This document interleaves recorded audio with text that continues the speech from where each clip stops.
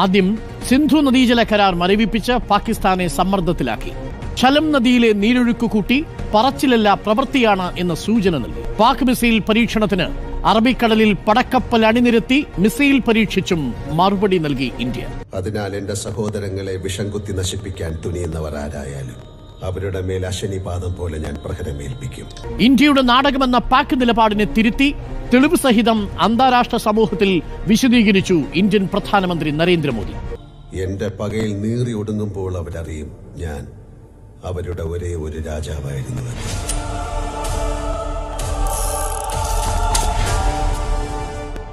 ഒരേ ഒരു രാജാവ്. എന്നെ ഏറ്റവും കൂടുതൽ അത്ഭുതപ്പെടുത്തിയത് BJP-യിലെ ഒരു നേതാവ് പോലും RSS-ലെ ഒരു നേതാവ് പോലും ഈ പറയുന്ന പ്രതികരണം നടത്തിയിട്ടില്ല എന്നുള്ളതാണ്. മാത്രമല്ല ശശി തരൂർ ഇത് നടത്തിയത് വളരെ കരുതലോടുകൂടിയുള്ള പ്രതികരണമാണ്. എനിക്ക് കൊടുത്തിരിക്കുന്ന ബൈറ്റിൽ എന്താ പറഞ്ഞത്? ഇപ്പോ ഇന്റലിജൻസ് ഫെയിലിയറിനെ കുറിച്ച് സംസാരിക്കേണ്ട സമയമല്ല. ശരിയാണെന്നേ, നമ്മൾ ഇന്റലിജൻസ് സർക്കാരിനെ പ്രതിക്കൂട്ടിലാക്കിയാൽ എന്താ സംഭവിക്കാൻ പോകുന്നത്? സർക്കാർ എന്താണ് ഉദ്ദേശിച്ചിരിക്കുന്നത് നമുക്കറിയില്ല. നമ്മളിപ്പോ ബലാക്കോട്ട് ഈ സർജിക്കൽ സ്ട്രൈക്കിനെ കുറിച്ച് പറഞ്ഞല്ലോ. ആ സർജിക്കൽ സ്ട്രൈക്കിന് ശേഷം നമ്മൾ പ്രതീക്ഷിച്ചത് എന്താ? പാകിസ്ഥാൻ തിരിച്ചടിക്കുന്ന അനങ്ങിയില്ലല്ലോ പാകിസ്ഥാൻ. അതെ, ഞാൻ വേണ്ട വേണ്ട എന്ന് പറഞ്ഞത് അവനെ തല്ലണ്ടെന്നല്ല, അവന്റെ കയ്യിൽ നിന്ന് തല്ല് കൊള്ളണ്ടാന്നാ പറഞ്ഞത്. നമ്മുടെ രാജ്യത്ത് പാകിസ്ഥാൻ ഇതേപോലെ ഒരു സർജിക്കൽ സ്ട്രൈക്ക് നടത്തിപ്പോയി കഴിഞ്ഞാൽ എന്തായിരിക്കും അവസ്ഥ? നമ്മൾ ഇന്ത്യ പ്രതികരിക്കൂലേ? അനങ്ങാൻ കഴിയില്ല പാകിസ്ഥാനെ സംബന്ധിച്ച്. ഇപ്പോൾ നോക്കൂ, അറബിക്കടലിൽ നമ്മൾ മിസൈൽ ടെസ്റ്റ് ചെയ്യാൻ തീരുമാനിച്ചു. INS വിക്രാന്തും INS സൂറത്തും ഫ്ലീറ്റ് ഇറക്കി കഴിഞ്ഞിരിക്കുന്നു. പാകിസ്ഥാനെ സംബന്ധിച്ച് ആകെയുള്ള 8 സബ്മറൈനിൽ 2 സബ്മറൈനേ ഉള്ളൂ. 6 എണ്ണം വർക്ക്ഷോപ്പിൽ കയറ്റിയിട്ടിരിക്കുക. അവിടെയുള്ള പല വാർഫെയർ മെഷീൻസും വർക്ക് ചെയ്യുന്ന പോലും ഇല്ല. അത് മാത്രമല്ല, ഈ അവിടുത്തെ ഈ നേവി ചീഫ് പോയിട്ട് ഈ അസീം മുനീറിനോട് പറഞ്ഞു, നിങ്ങൾ ഏത് സമയത്താണ് ഇതൊക്കെ ഈ ഇന്റർനാഷണൽ ഏജൻസീസ് റിപ്പോർട്ട് ചെയ്യുന്നതാണ്, നമുക്കൊരു ഡയറക്റ്റ് ഇൻഫർമേഷൻ ഒന്നുമില്ല. കൃത്യമായിട്ട് അയാൾ പോയി പറഞ്ഞിരിക്കുന്നത്, നിങ്ങൾ ഏത് സമയമാണ് ചൂസ് ചെയ്തിരിക്കുന്നത്? എന്റെ കയ്യിൽ ഇവരുമായിട്ട് സ്ട്രൈക്ക് ചെയ്യാനായിട്ട് വേണ്ടുള്ള സബ്മറൈൻസ് ഇല്ല. ആ സബ്മറൈൻസ് ഇല്ലാത്ത സമയത്താണ് നിങ്ങൾ ഇങ്ങനെ ഒരു കാര്യം ചെയ്തിരിക്കുന്നത്. റിയാക്ട് ചെയ്യാന്നുള്ളതാണ്. 8 സബ്മറൈനിൽ 6 എണ്ണം ഈ പറയുന്ന പണിശാലയിൽ കയറ്റിയിട്ടിരിക്കുക പണിയെടുക്കാൻ വേണ്ടിയിട്ട്. ഇതുവരെ അവിടെ സാമ്പത്തിക ഞെരുക്കം കാരണം എടുക്കാൻ പറ്റിയിട്ടില്ല. എങ്ങനെ അറ്റാക്ക് ചെയ്യും എന്ന് പിള്ള സാർ പറഞ്ഞില്ല. നമ്മുടെ മുമ്പിൽ ചരിത്ര പുസ്തകങ്ങളുണ്ടല്ലോ. Guerrilla warfare, ഒളിയുദ്ധം. അതിനൊക്കെ ആയുധം എവിടെ? വല്ലഭന് പുല്ലും ആയുധം. വല്ലഭന്റെ കാര്യമല്ല നമ്മൾ ഇവിടെ പറയുന്നത്. കരിങ്കല്ലുകളും നാടൻ കല്ലുകളുമാണ് നമ്മുടെ ആയുധങ്ങൾ. പ്രകോപനപരമായ പ്രസ്താവനകളാണ് എല്ലാ ദിവസവും പാകിസ്ഥാന്റെ രാഷ്ട്രീയ നേതൃത്വത്തിൽ നിന്ന് ഔദ്യോഗികമായും അനൌദ്യോഗികമായി വന്നുകൊണ്ടിരിക്കുന്നത്. ഈ സമയത്ത് ഇന്ത്യ കാണിച്ചൊരു മര്യാദ നമ്മൾ ശ്രദ്ധിക്കേണ്ടത്. ഒറ്റയാൾ മാത്രമാണ് ഈ സമയത്ത് സംസാരിച്ചത്. അത് ഇന്ത്യയുടെ പ്രധാനമന്ത്രിയാണ്. ഇന്ത്യയുടെ പ്രധാനമന്ത്രി നരേന്ദ്രമോദി, അതും 3 പാരഗ്രാഫ്, അത് ഇംഗ്ലീഷിലാണ് സംസാരിച്ചത്. 3 പാരഗ്രാഫ് ബീഹാറിൽ സംസാരിക്കുമ്പോൾ ഇംഗ്ലീഷ് തെരഞ്ഞെടുത്തുകൊണ്ട് പ്രധാനമന്ത്രി സംസാരിക്കാനുള്ള കാര്യം എന്താ? അദ്ദേഹം അഭിസംബോധന ചെയ്തത് അന്താരാഷ്ട്ര സമൂഹത്തെയാണ്.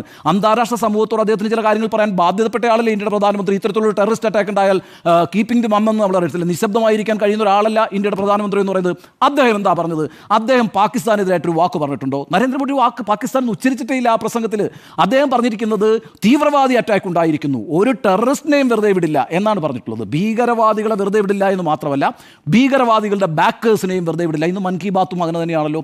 വളരെ കൃത്യമായ വേർഡഡ് ആയിട്ടുള്ള ഒരു സ്റ്റേറ്റ്മെന്റ് തന്നെയാണ് പ്രധാനമന്ത്രി നടത്തിയിരിക്കുന്നത്. ആരെയും പ്രകോപിപ്പിക്കുന്ന ഒന്നും തന്നെ നരേന്ദ്രമോദി പറഞ്ഞിട്ടില്ല.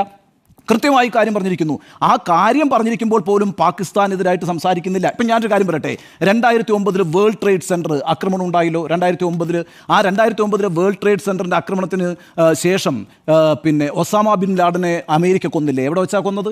അമേരിക്ക കൊന്നത് അബോട്ടാബാദിൽ വെച്ചിട്ടില്ലേ? ഈ അബോട്ടാബാദ് എന്ന് പറയുന്ന സ്ഥലം എവിടെയാണ്? പാകിസ്ഥാനിലല്ലേ? അത് പാകിസ്ഥാനെതിരായിട്ട് അമേരിക്ക നടത്തിയിട്ടുള്ള ഒരു ആക്രമണമല്ലല്ലോ, ഒരു വാറല്ലല്ലോ. അതൊരു ടെററിസ്റ്റിനെതിരായിട്ട്, ഒരു ടെററിസ്റ്റ് ഓർഗനൈസേഷനെതിരായിട്ട് നടത്തിയിട്ടുള്ള ആക്രമണമാണ്. അതിനെ ലോകം എവിടെയും പറഞ്ഞിട്ടില്ല അമേരിക്ക പാകിസ്ഥാൻ യുദ്ധം എന്ന്. നമ്മൾ പറഞ്ഞത് അതാണെന്നേ, പാകിസ്ഥാനിലെ ടെററിസ്റ്റ് ക്യാമ്പുകളെ ഇല്ലാതാക്കും, ടെററിസ്റ്റ് ട്രെയിനിങ് ക്യാമ്പുകളെ ഇല്ലാതാക്കും, ആ ടെററിസ്റ്റ് നേതാക്കളെ ഇല്ലാതാക്കും, അവർക്ക് പിന്തുണ നൽകുന്നവരെ ഇല്ലാതാക്കും. അതൊരു രാജ്യത്തിനെതിരായിട്ടുള്ള യുദ്ധപ്രഖ്യാപനമല്ല. ക്ഷമയുടെയും സഹനത്തിന്റെയും മാർഗം അവസാന നിമിഷം വരെ കൈവടിയാതിരിക്കാൻ ഞങ്ങൾ ശ്രമിക്കും. പക്ഷേ നിന്നെപ്പോലുള്ള ലോക പൊലയാടിമോമാരെ ഉദ്ദേശിച്ചാണ് പണ്ട് അങ്ങേര് പറഞ്ഞത്, വാളെടുത്തവൻ വാളാൻ. ശക്തമായ തിരിച്ചടിക്കൊരുങ്ങുകയാണ് ഇന്ത്യ. നോക്കൂ, ഉറിയിൽ നിന്ന് വെള്ളം തുറന്നുവിട്ടിരിക്കുന്നു, ഉറി ഡാമിൽ നിന്ന്. അതിന്റെ ഭാഗമായി ഹട്യാബാലയിൽ ഇപ്പോൾ ഒരു വാട്ടർ എമർജൻസി പ്രഖ്യാപിച്ചിരിക്കുകയാണ് പാകിസ്ഥാൻ. താഴ്ന്ന പ്രദേശങ്ങൾ വെള്ളത്തിനടിയിലാവുന്നു. തീർച്ചയായിട്ടും സിന്ധു നദീജല കരാർ പ്രകാരം വളരെ പെട്ടെന്നൊരു ഇമ്പാക്ട് ഉണ്ടാവില്ലായിരിക്കാം. കാരണം വലിയ ഡാമുകൾ കൺസ്ട്രക്ട് ചെയ്യാൻ സമയമെടുക്കും. പക്ഷേ അപ്രതീക്ഷിതമായി വെള്ളം തുറന്നുവിടാൻ പറ്റും. അപ്രതീക്ഷിതമായി വെള്ളം